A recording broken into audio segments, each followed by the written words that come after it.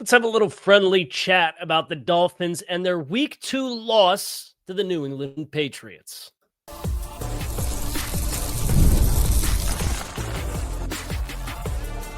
You are Locked On Dolphins, your daily Miami Dolphins podcast, part of the Locked On Podcast Network, your team every day. All right, Miami, welcome to another episode of Locked On Dolphins. It is your team every day here on the Locked On Network. I'm your host, Kyle Krause, a lifelong Miami Dolphins fan, host of Locked On Dolphins, co-host of Locked On NFL Scouting, author of Touchdown Miami on Substack, NFL staff writer for A to Z Sports. Want to give a special welcome and shout out to our everydayers because it is your team every day. We don't just say it, we live it here on the Locked On Network. Your Miami Dolphins are 0-2. They fell at home by a final score of 33-27 to the New England Patriots with what ended up being a frantic final 20 minutes or so of the game. I guess real world clock versus game clock. The second half of the fourth quarter was nuts. The Dolphins ultimately end up coming all the way back from spotting New England to double-digit play touchdown drives that had missed extra points in effectively the first quarter. The Dolphins finished the first half with, 11 plays of offense in the first half? They possessed the ball for 7 minutes. New England had 22-plus minutes time of possession in the first half of this football game. They trailed 15-14 at halftime. They trailed 12-0 in the first quarter. The Dolphins won the toss and deferred and allowed the Patriots, after not forcing a single defensive stop in Week 1 against the Colts, to promptly march down the field. I want to make sure I have my notes here. I have the box score here with the play-by-play and the team stats. 10 plays, 68 yards on the first possession for New England. There was a fourth down in which the Patriots went for it, so you thought, hey, maybe we'll get a stop. The Dolphins defense ultimately does end up getting a stop and several stops in this game, the first of which came with 33 seconds left in the first half when the Patriots muffed the kickoff and took over inside their own 10-yard line and took a knee to end out the first half. That's the first Dolphins defensive stop of the season that did not yield points. Was a kneel down. One play, minus 1 yard, 33 seconds. Dolphins went into half trailing 15-14. Now the Dolphins came out and they had 5 possessions in the second half of this game. They went field goal, punt, interception, turnover on downs. Of course, you sandwich in a punt return for a touchdown there. And I want this to be the first moral of the story of this game, is we have the honest conversations about what we watched. And I'm going to get up on my soapbox and I'm going to talk about all 5 of the possessions there in the second half because I got some stuff to say, right? Never tweet, never post. Malik Washington runs back the punt for a touchdown. I said, Craig Aukerman, special teams unit, by golly, generational upgrade. I tweeted it 59 minutes ago as I'm recording this. The Crossman to Aukerman upgrade is generational. 3.5 minutes later, reply to the same tweet. Never tweet, friends, because that, of course, was the 12-second exchange in which the Dolphins took the lead on the punt return by Malik Washington and then gave the lead promptly back with what I would love to hear the breakdown on the kick from Riley Patterson that Antonio Gibson ends up running back for a touchdown, but it felt like a kick that was too low and too hot and went directly to Gibson so he could catch the ball with a running start and then had momentum carrying through the hole. And the Dolphins missed a tackle in the hole. It's off the races. KJ Burke can't chase him down. I would, as we're talking about special teams and we're talking about Malik Washington, I think it is unfortunate that he did have the illegal shift in one of the Dolphins' possessions here in the second half. I think he's a really exciting player. I'm really excited to have Malik Washington on this football team and see him continue to grow throughout the course of this year and into the future, right? He's in the second year of a rookie contract. You try to find the roses amongst the thorns. And I think Malik Washington is an excitable player. He obviously had the punt return for a touchdown.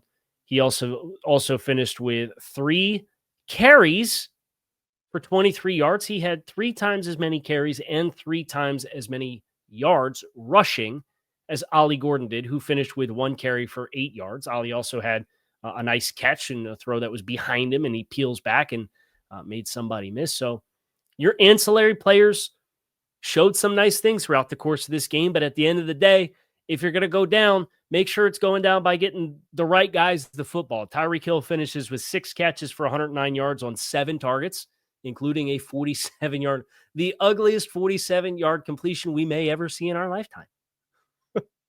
Ball hung up forever. Tyreek was way behind him. The corner, Alex Austin, can't identify it. The safety can't get over in time. Tyreek stops, peels back, makes a catch. 47 yards, though. We could stop asking about the 30-plus yard completion instances. Jalen Waddle goes 5 for 68 and a score on 6 targets. Devon Achane, 8 catches on 10 targets, 92 yards, and a receiving touchdown to go with 11 carries, 30 yards. And again, you'd love to see the Dolphins come out and be a little bit more physical and run the ball and settle things in. They were down 12-0 in the first quarter. And Tua gets bailed out. He threw what would have been an interception on the first possession that would have just, I think the stadium might have gone up in smoke at that point in time. The Dolphins' first possession, very quick 3-and-out.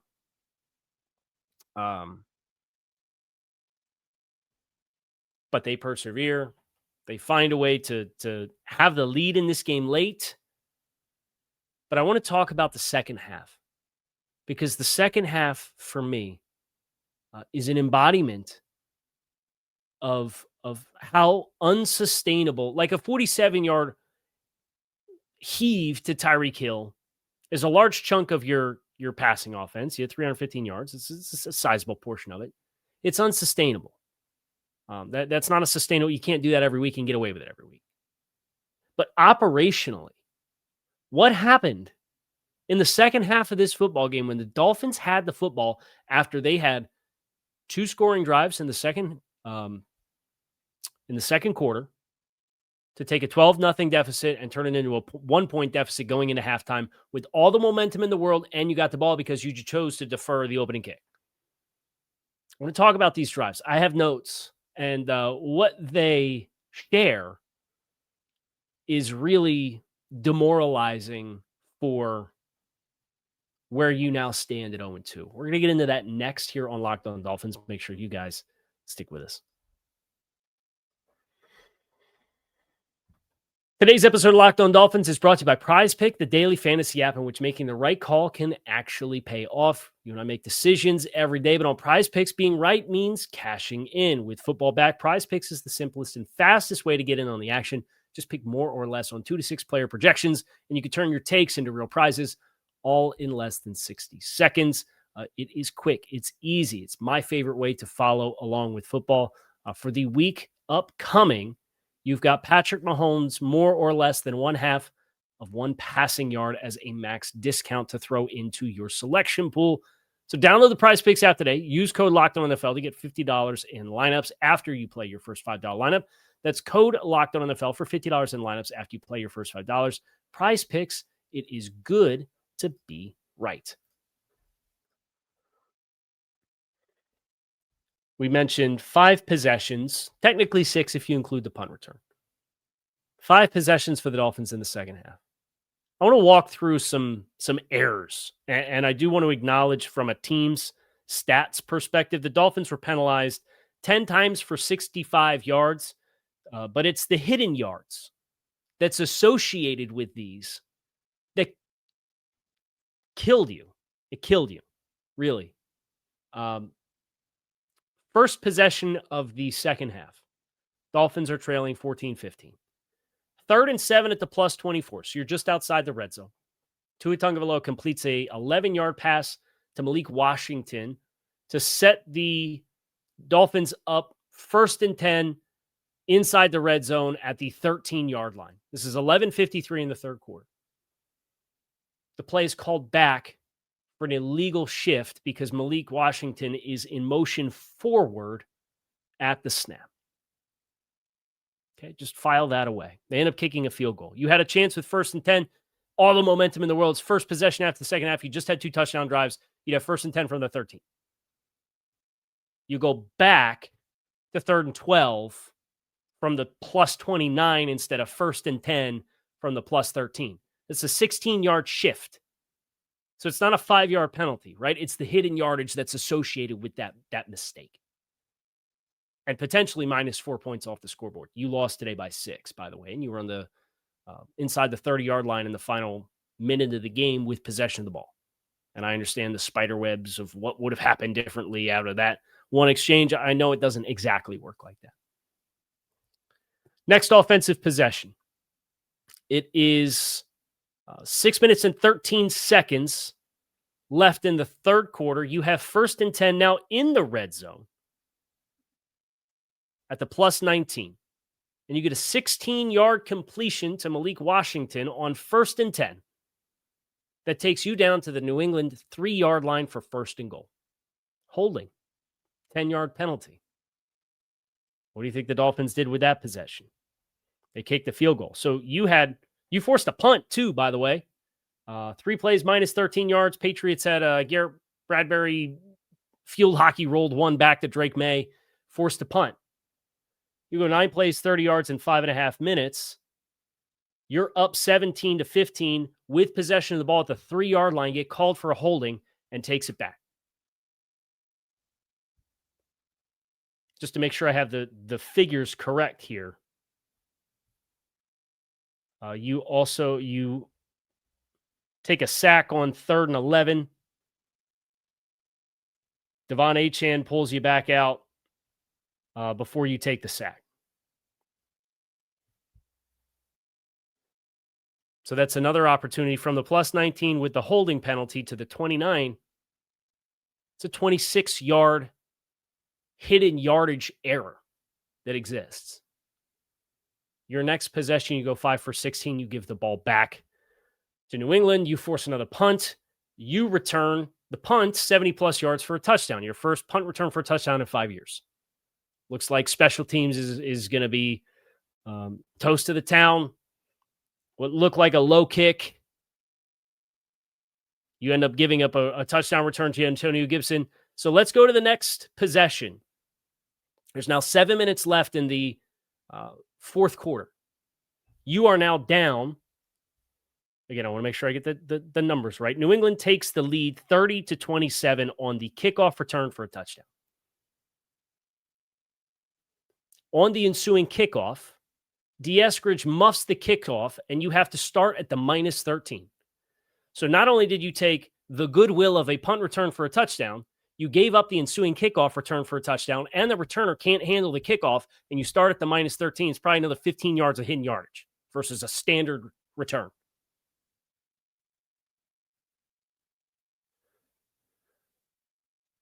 You then have Jonas Savaiinaia whiffs on Christian Barmore on this possession. Here's the mistakes.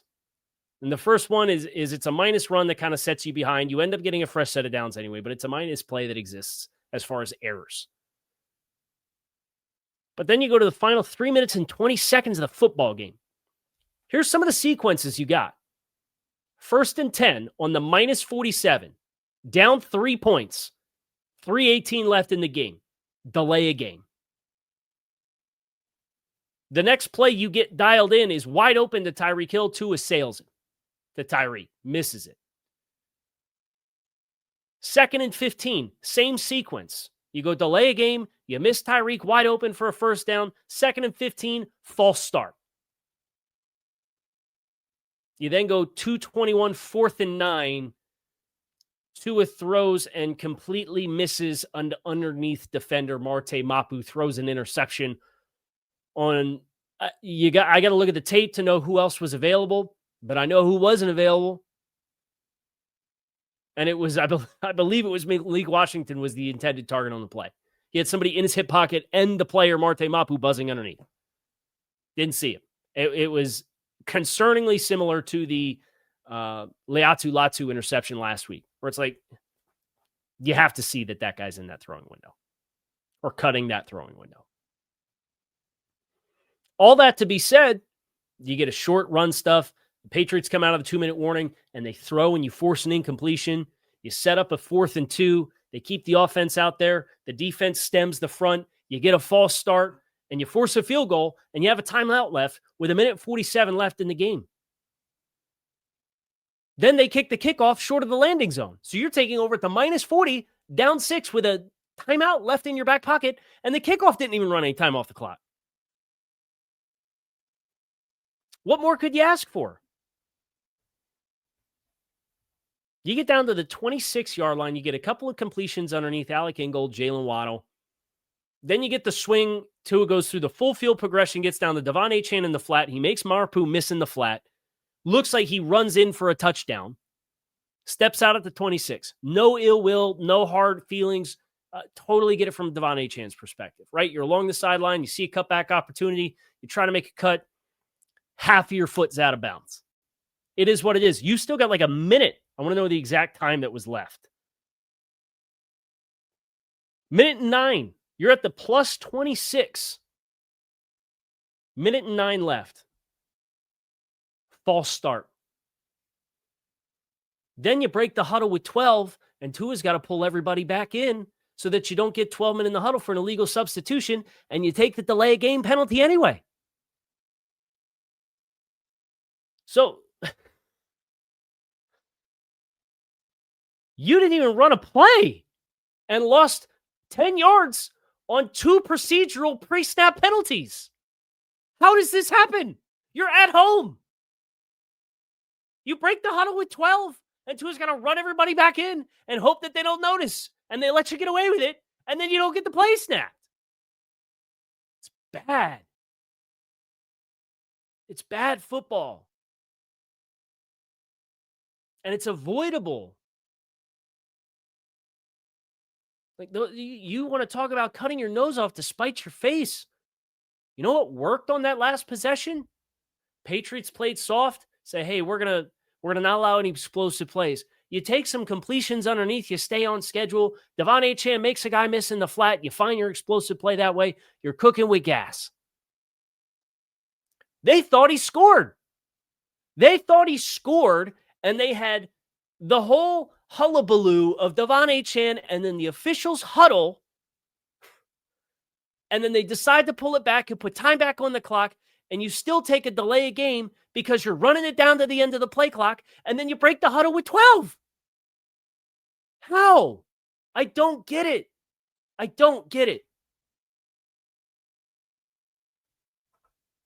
So then you have a right guard pressure with Milton Williams. He's kind of worried that, that was the matchup with Milton Williams and Harold Landry has a sack on Larry Borum. But Milton Williams against Keon Smith ends up having deciding factor with pressure at the end of the game. Tua sacked 5 times in this game. 2 of them, he just kind of runs out of bounds. He does a whole scramble drill, has plenty of time, rolls all the way out to the sideline and has to run out of bounds. Do we not practice scramble drill? And I understand, that's not really what you do with Tua. I get it. It's not your MO. But we can't find anybody to unplaster down the field on scramble drill?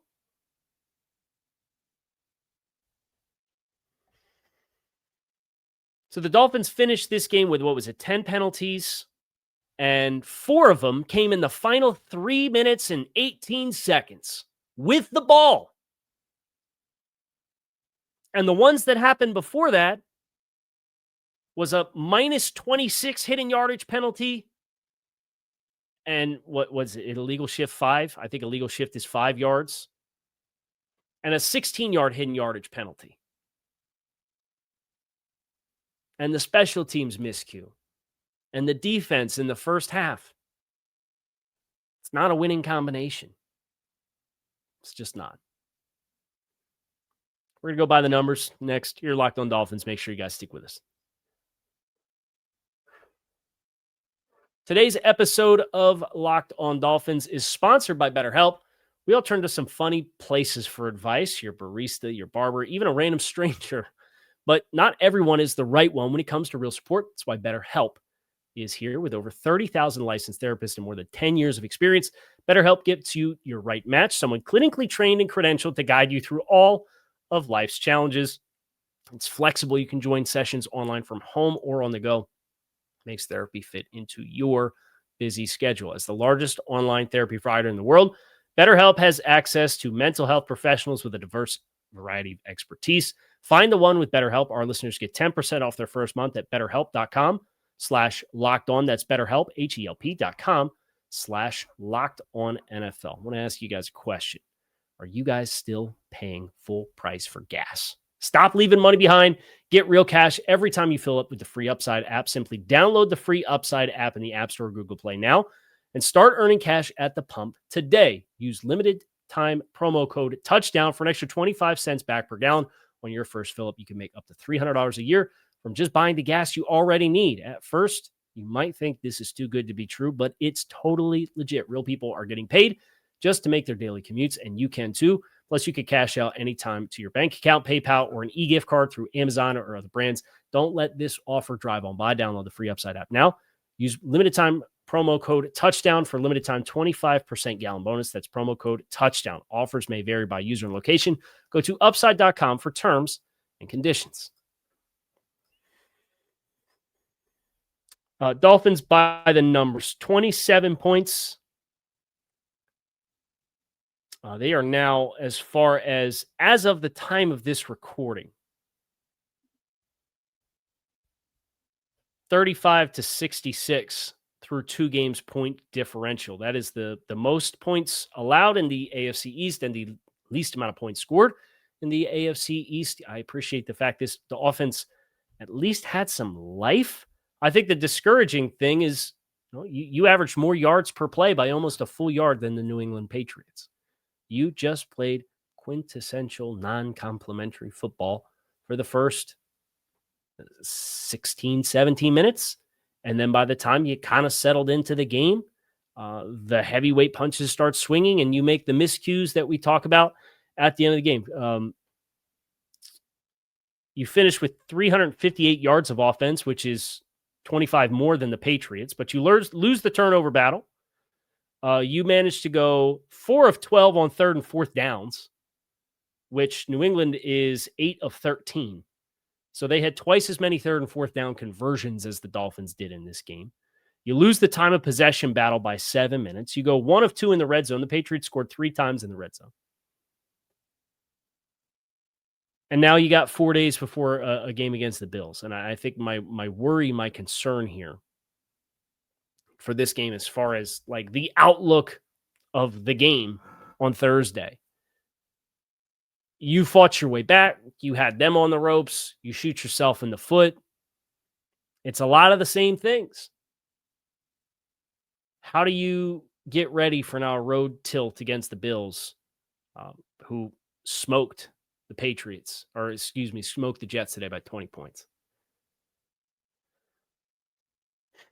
I have not had a chance to listen to the pressers yet. That's one of the things I'm planning to doing for tomorrow's show, to react to the pressers. But I wanted to give my show notes here. Hidden yardage battle killed the Dolphins in this game. And that's on game management. Some of that is on how many times did you have the Patriots backed up in 3rd and longs and they convert with screens? The one where they were all the way backed up, it about made you lose your mind. I believe that's the same possession where they ended up having the sloppy snap back that bails you out on that possession anyway. So like all's well that ends well, I suppose. But you beat yourself on defense early and you beat yourself on offense late. And you beat yourself on special teams after it looked like you were going to make the game-changing play in your favor on special teams. So I don't think you can look at any of the phases of the game and feel like you won this exchange, unfortunately. It's a rough look for the name of continuity being one of the selling points for what you have. And we talked about this on A to Z, did this article, when you reflect on snap counts on defense, guys who snapped early and how many snaps they had and how long they've been here, and 2 corners that weren't with the team in the start of training camp, and rookies that haven't played before. I expect that side of the ball to continue to progress. It was nice to at least see some life from the offense, but the early and late miscues, they're just, you're not giving yourself a chance when you're constantly putting yourself in a bind, and then you have some of these opportunities and you're taking a sack, or you're not throwing the ball, or you're outside the pocket and nobody uncovers for you. And it's like, I don't want to sit here and lay blame at scramble drill stuff or the route concept. Like, I don't know who was open. I got to watch the tape. But what I do know is you hate on 4th and game not even being able to get a ball off and give yourself a chance by taking a sack. And I thought this was a good game from New England to kind of, they allowed Tua to flush the pocket on a couple of times and looked like he had time, but of all the times he got outside the pocket and he gets stringed out to the sideline, he gets a few steps away and just kind of concedes, hey, I'm going to get back to the line of scrimmage, and that's it. We need to find ways to get guys the football when you get outside the pocket, regardless of how dangerous Tua is with his legs. But that's when you get into pros and cons and limitations of Tua and his skill set. Teams are going to be more than happy most weeks to let Tua roll the pocket and get outside the pocket and try to force him to throw on the run. Or alternatively, run it himself and get what he can, because that's not going to hurt an opposing team. Now, defensively, I did appreciate how the run defense kind of stiffened up a little bit. You gave up some explosive chunk runs early, and it did not look like it was going to be a very productive day at the office. Drake May ends up giving you 31 on 10 carries on the ground. A couple of short yardage conversions in there. Has the touchdown run where he scrambles.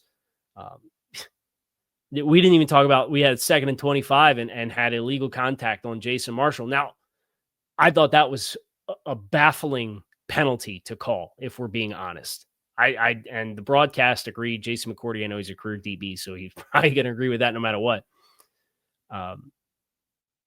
Miscues.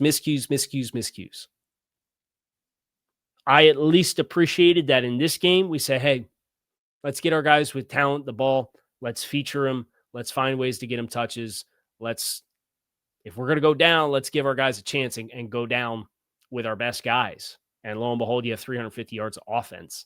It should not be that hard with 3 really explosive skill players to find ways to get them touches. You at least had that going in this game. But now you got to hope that you can come out against the wagon that is Buffalo. Like, if you start defensively the way that you did the last 2 weeks, you might give up 50 to Bills. So you better start working on improvements in a hurry. It's going to do it for me here on Locked on Dolphins post-game. Dolphins 27, Patriots 33. Patriots win in South Florida for the first time since 2019. It's been a minute. So that streak is snapped, and the Dolphins will now try to pick up the pieces on a short week with Buffalo coming on Thursday night. Keep it locked in right here on Locked on Dolphins. It is your team every day. Appreciate you guys. So check out the show. Make it a great rest of your day. I'm out of here. Go Fins.